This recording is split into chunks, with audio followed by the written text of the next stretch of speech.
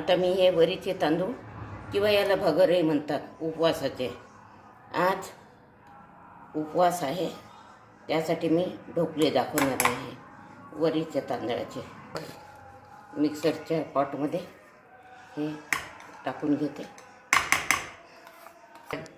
आज महाशिवरात्री असल्यामुळे मी आता वरीच्या तांदळाचे ढोकळे दाखवणार आहे. त्यामध्ये थोडं दही घेऊन घेते आणि बारीक करून घेते. आता हे बारीक करून घेतलेलं आहे. त्यामध्ये आता थोडं गाजर आणि बटाटे किसून घेतलेलं आहे मी. हे त्यामध्ये थोडंसं हे फिरवून घेते, थोडं जास्त नाही. गाजर आणि बटाटे याचा किस हे यामध्ये घालून घेते. यामध्ये आता हिरवी मिरची घालून घेते, थोडं सेंधव मीठ उपवासाचं, आणि हा गोड लिंब हे घालून घेते यामध्ये.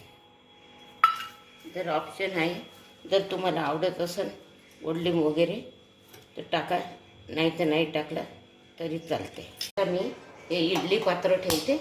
यामध्ये मी ढोकळे लावते, त्यामध्ये पाणी टाकलेलं आहे आणि हे उबडे ठेवून देते यावर. त्याला उकळी आलेली आहे. आता मी हे डब्याला तेल लावून घेते. थोडं यामध्ये तेल घालून घेते आणि याला मिक्स करते. इनो घालते. थोडं यावर पाणी घालून घेते. आता हा मिक्स करून घेते.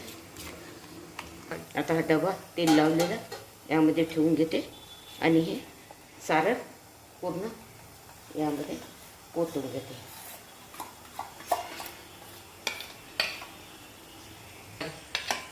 आणि याच्या भोवती थोडं तीळ घालून घेते यावर. हे माझे उपवासाचे भगरीचे ढोकळे केलेले आहे. आणि हे बटाट्याचे पापड, खट्टी मिठी आमचूर पावडरची चटणी, हे त्याबरोबर हे छान लागते. ही माझी जर रेसिपी तुम्हाला आवडली असेल तर माझ्या चॅनलला सबस्क्राईब करा.